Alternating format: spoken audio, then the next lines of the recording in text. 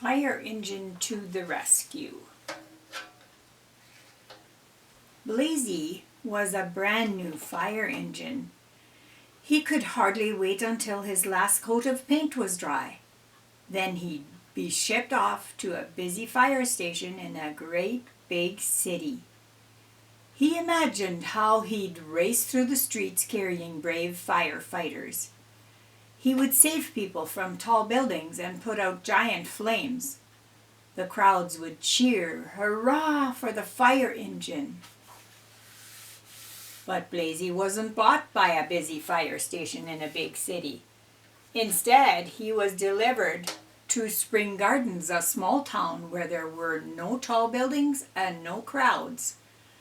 The town's only two firefighters, Gus and Melissa, did not look very brave either. Worst of all, Blazy was the only fire engine they had. Every morning, Gus and Melissa brought Blazy out into the sunshine. Then they'd wait, and they'd wait all day long. "This is not what I imagined," muttered Blazy. But one day, suddenly, the fire alarm went off. Gus and Melissa jumped into Blazy's cab. "At last," cried Blazy, "a fire!" Blazy raced through the streets. He turned corners with speed and grace. His red lights flashed and his siren blared. Then they saw Mrs. Miller jumping up and down, pointing.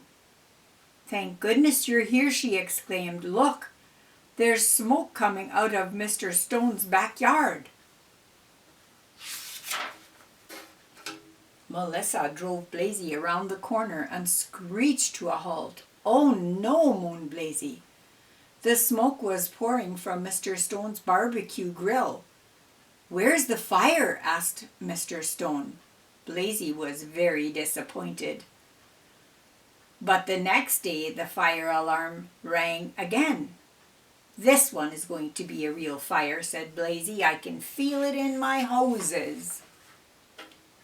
But there was no fire. Billy's cat had climbed up a tree, and Billy had climbed up to get her.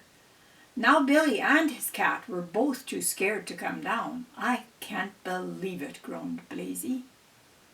Of course it was good to stretch his ladder, and Blazy liked it when Billy said, "Wow, what a neat fire engine. Thanks for saving us." But this was not the exciting life of firefighting that Blazy had dreamed of. Still, Gus and Melissa were good to him. They polished his chrome so it was always shiny, and each day they checked his ladder and siren and hoses to make sure they were in good working order.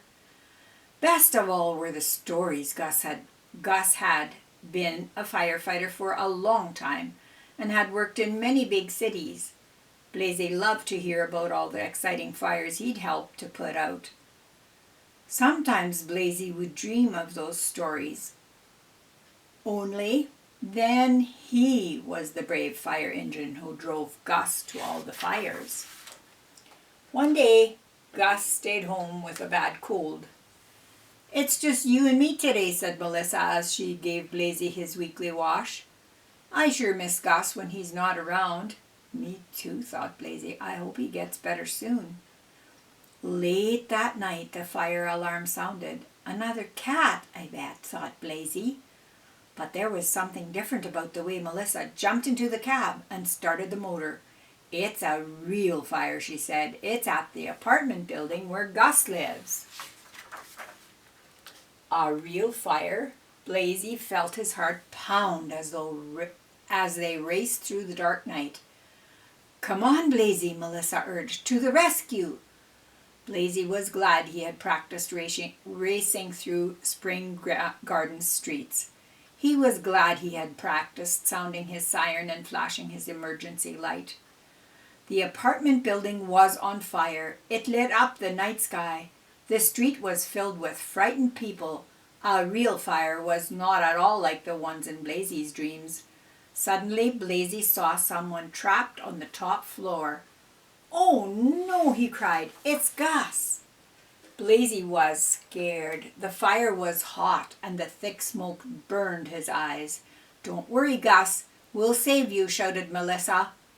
That made Blazy feel strong and brave. He stretched his ladder up to the sky. Melissa scrambled up the rungs toward Gus.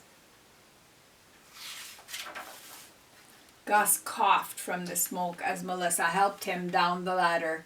"You're going to be all right," Melissa told him.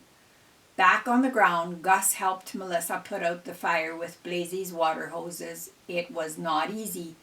The people cheered for Blazy and Gus and Melissa when it was all over.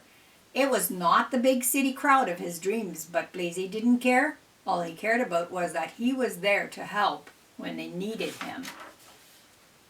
Now Blazy knows what it really means to be a brave fire engine. He knows what a real fire is like. So when the fire alarm rings, Blazy mostly hopes it's a cat stuck in a tree or a smoky barbecue grill. But if Spring Gardens ever has another fire, Blazy will be ready to come to the rescue.